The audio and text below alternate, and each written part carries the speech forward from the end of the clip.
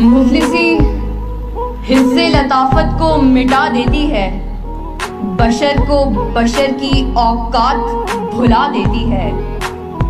आओ उस माँ की जुबानी भी कोई बात सुने, रोज बच्चों को जो भूखा ही सुला देती है।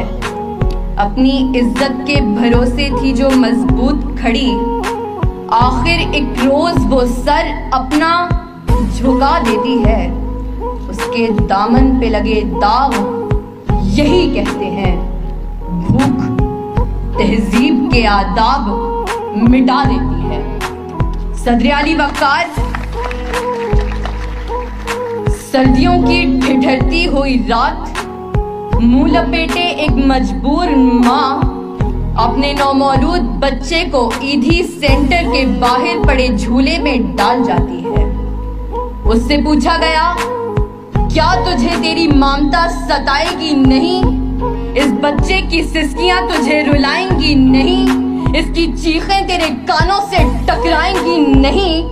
तो कपकपाते हुए होंठों से जब मजबूर माँ ये जवाब देती है कि मैं अपने पेट की भूख तो बर्दाश्त कर सकती हूँ, मगर इस बच्चे का भूख से बिलखना मुझसे देखा न गया, तो इस पर ये कहना बजा बैठता है कि खाक में माँ की मोहब्बत को मिला देती है, भूख तहजीब के आदाब मिटा देती है।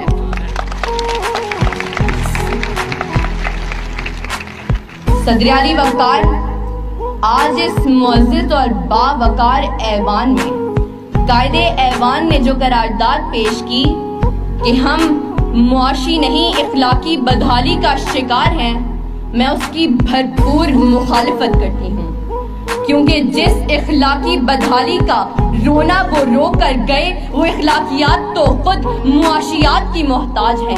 करीब है कि मुफलिसी तुम्हें कुफ्र तक ले जाए, इखलाकियात मुआशियात की मोहताज हैं। आइए दलाइल से बात करते हैं। रोटी के चंद टुकड़ों और काबिले गुजारा दूध की किल्लत से थरपारकर में दम तोड़ने वाले मजबूर बच्चों का असल मसला इखलाकियात नहीं मुआशियात है। इसी शहर लाहौर में गुर्बत से तंग आकर बुशरा नामी खातून अपने 2 मासूम बच्चों के साथ चलती हुई ट्रेन से टकरा जाए तो उसका असल मसला इखलाकियात नहीं मुआशियात है।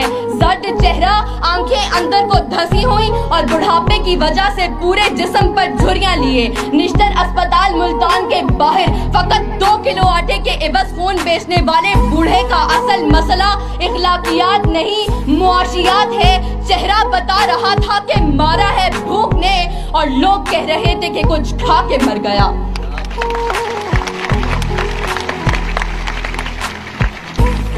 सदर अली वक़ार।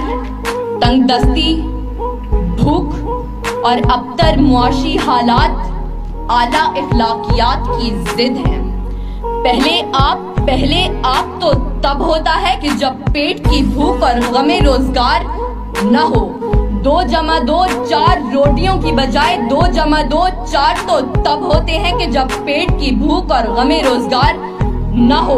बेटी का 4 दीवारी में रहना, खानदान की इज्जत पर कट मरना, ये सब तो तब होता है कि जब पेट की भूख और गमे रोजगार न हो। चांद रोटी की बजाय चांद में चरखा काटती बुढ़िया तो तब दिखाई देती है कि जब पेट की भूख और गमे रोजगार न हो। काकों ने तस्वीर बना दी आंखों में, गोल जो भी चीज हो रोटी लगती है।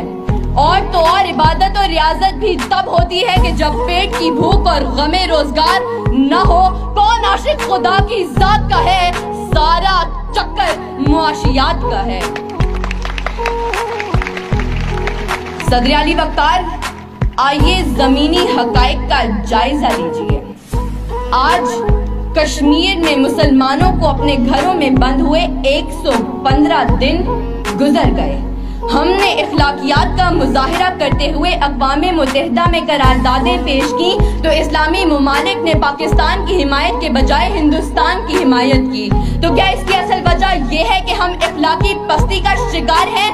नहीं सदर अली वक़ार, हरगिज़ नहीं, बल्कि असल वजह तो ये है कि हम मुआशी तौर पर कमजोर हैं। इस कमजोरी का इलाज भारत की आलमी मईशत है। हमें ये बात तस्लीम करनी होगी कि हम इखलाकी नहीं बल्कि मुआशी बदहाली का शिकार हैं, क्योंकि ये इखलाकियात तो खुद मुआशियात की मोहताज हैं। सदर अली वक़ार, मेरे इन तमाम दलाइल के बावजूद अगर अब भी कोई ये यकीन रखता है और बाजिद है कि हम मुआशी नहीं बल्कि इखलाकी बदहाली का शिकार हैं, तो उससे बस एक ही सवाल करते हुए मैं इजाजत चाहूंगी कि वो जिसका एक ही बच्चा हो भूखा 8 पहरों से, बताओ अहले दानिश तुम वो गंदुम ले के तख्ती ले। शुक्रिया।